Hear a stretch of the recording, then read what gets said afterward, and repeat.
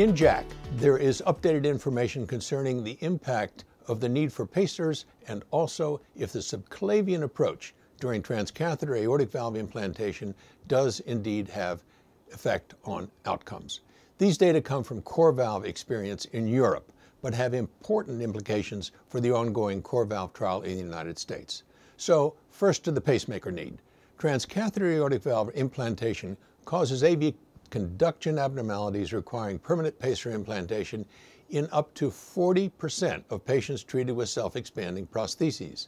That in itself is disturbing, but does this affect post-transcatheter valve implantation outcomes? Apparently not. At 12 months follow-up, all-cause mortality was similar in patients with previous pacers, those who did not need pacers after implantation, and those who did need pacers.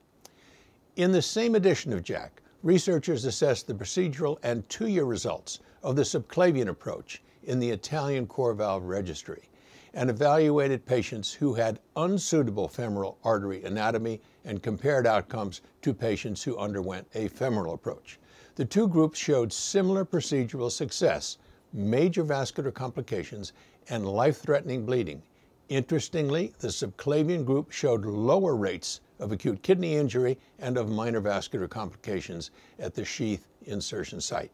The short version of the outcome of both of these stories is that the subclavian approach for transcatheter valve implantation is safe and feasible, and that peri-procedural pacemaker implantation does not appear to adversely affect clinical outcome. I'm Peter Block, and this is a CardioSource Heart Minute.